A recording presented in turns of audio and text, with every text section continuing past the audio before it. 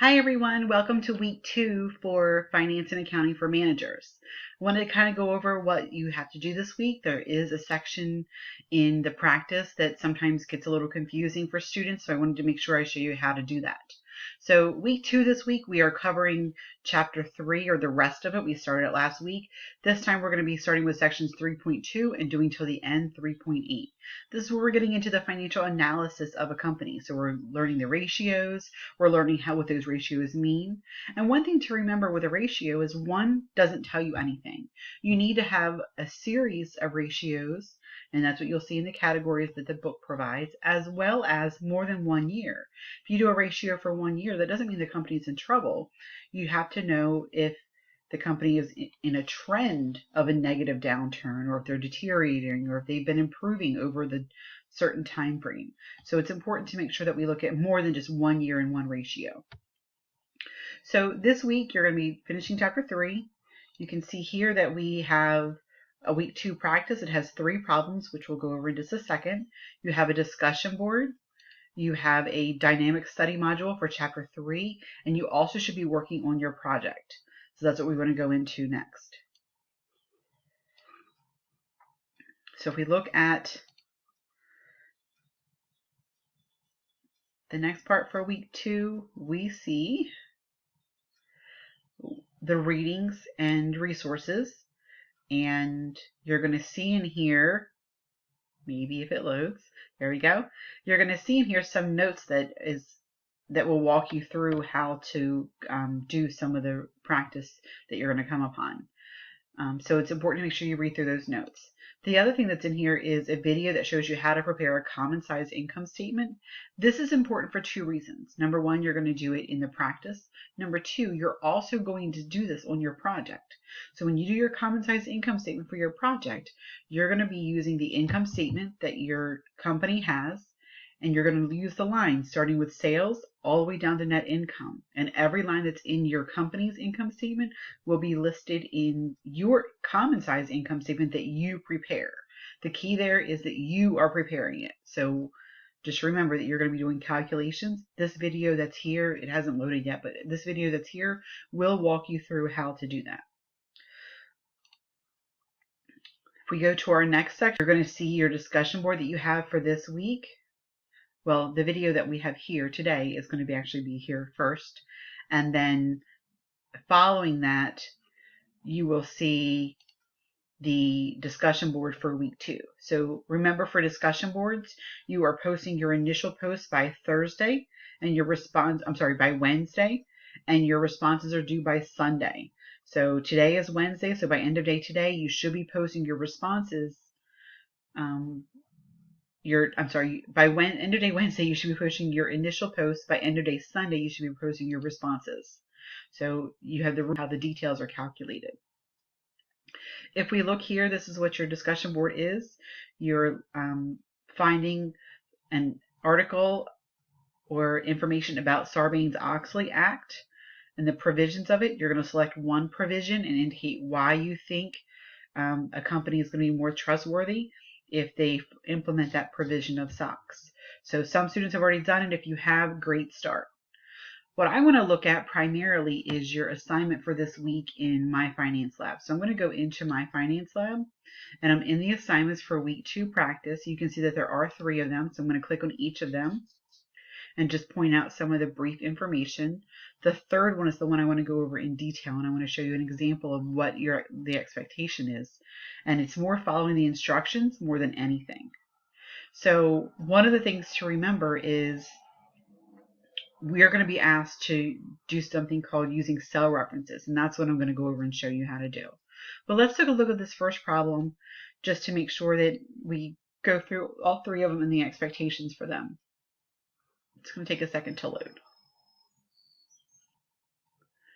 Okay, so in our first problem, this is coming from, it's similar to the problem in the back of your book labeled problem 3-26, and it's asking you to calculate net profit margin and asset turnover and determine which one is higher.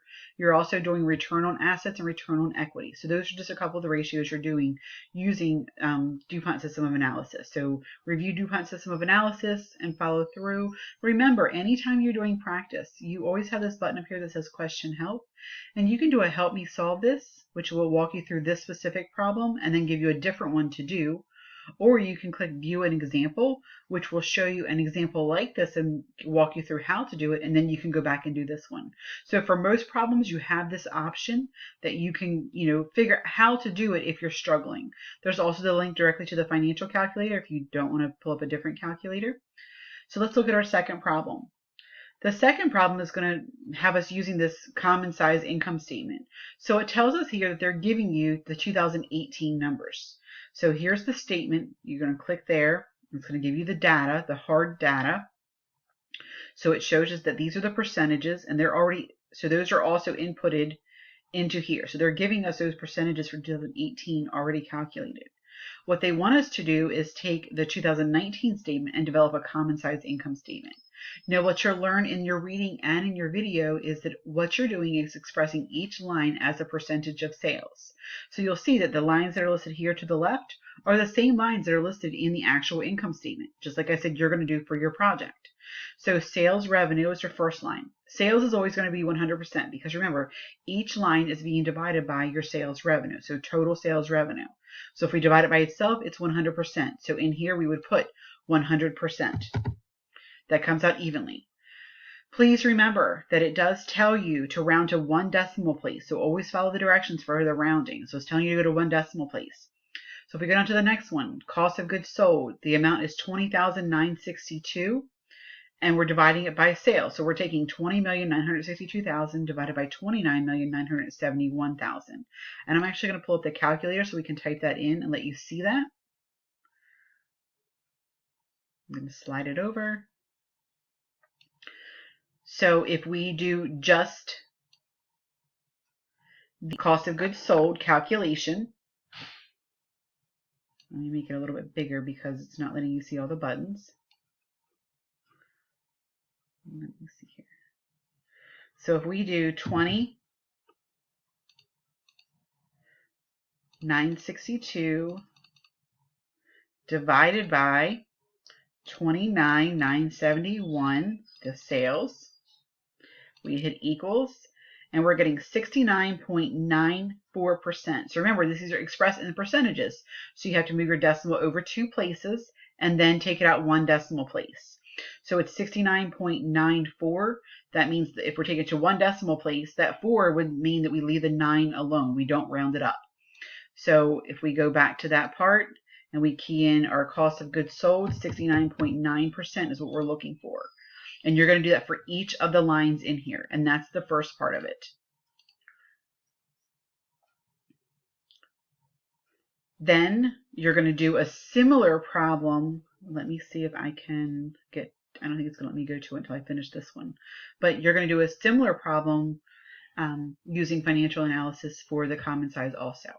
So let's get into the third problem because that's the one that I really want to show you what we have to do because it is a little different.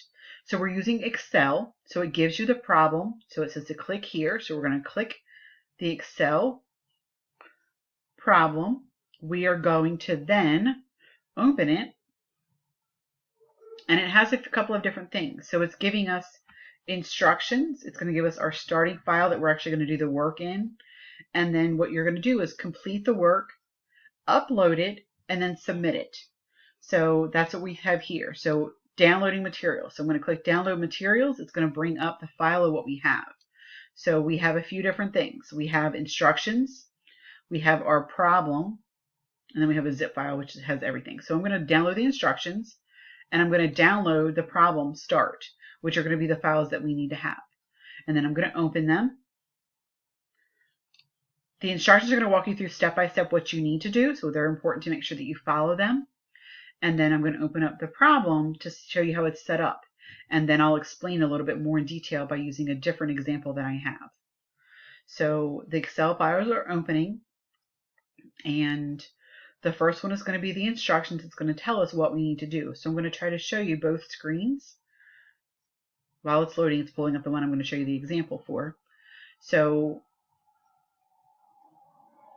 while it's thinking, I just want to point out again, the important part is to make sure that you follow each instruction. It's going to tell you what it wants you to remember. It's graded automatically. So it can only do what it can only grade what you key in. If you key it in incorrectly, it's going to tell you that. The good thing is you had the chance to redo it. And once you submit it, it gives you feedback. So I'm going to pause this while this opens so we don't run out of time. Okay, so here are the list of instructions. It tells you to download the start file, and then it tells you to go to a specific cell and using cell references, calculate the current ratio. So I'm going to pull up the Excel sheet that it has. This is your Excel file that you may likely have different numbers for each person, just so you know that. But it's giving us a financial statement. It's giving us the income statement, the balance sheet, and it's telling us to go down to cell H55. So the letters are across the top, the numbers go down to the bottom. Cell H55 is where we're calculating the actual current ratio. Now when it says cell references, that means it wants you to let Excel do the math. So you're going to click the cells, let it do the math, and hit enter. So I'm going to go to a different Excel file and show you how to do that. Once you're done with your file, you're going to save it and upload it. So let me pull up my Excel file and we'll get started with the practice. Okay, so for the practice, I want to show you what I mean by cell references and how to do that. I'm using this called Jersey Custom Wheels financial statement. So we have an income statement, we have a statement of retained earnings, and then we have the balance sheet. These are, from a couple of years ago, but same concepts. So in the problem, you're being asked to calculate ratios using cell references. What that means is you're letting Excel do the math. So for example, 2014 and 2015, we're going to calculate the current ratio. The formula for current ratio is current assets divided by current liabilities. So we want to use that. So what I'm going to do is I'm going to go to that cell. Anytime you want to make it do a calculation, you're going to hit equals. And I'm going to find the total assets category for 2014. And it's $740,000 in cell H44. So I'm going to click that cell. And I want to divide it by total current liabilities. So I'm going to go down now to total current liabilities, which is $780,000. I'm going to click that cell, H57. And then I'm going to let Excel do the math by hitting enter. This one's not formatting correctly, so let me bring that out. There we go. So it's coming up with a ratio of 0.95. That's what we want to see. But again, I notice I didn't go in and type in the numbers. I chose a cell and let Excel do the math. So that's what you have to do for each of the ratio calculations. When it's saying use cell references, that's what it wants you to do. You're going to hit equals, type in the order you want it to do. Remember order operations, parentheses where you need to have them. Remember, parentheses will separate and it will do what's in the parentheses before it does the other functions. So those kind of things. So let me show you one more time in 2015. So again, current ratio is total current assets divided by total current liabilities. So I'm going to hit equals. I'm going to go to 2015 total current assets. It is here in cell F44. I'm going to divide that by cell F57, which has total current liabilities. And then I'm going to hit enter. And it's going to give me the ratio. Again, mine's not formatted. There we go. So yours is going to be formatted the way they want you to do as far as how many decimal places it's going to take you. It's going to take you out 2 decimal places. But you're letting Excel do the work. And that's the key there, is to make sure that you let Excel do the math for you. You're using a cell reference, which means you're clicking into H54 and letting it do the math from there.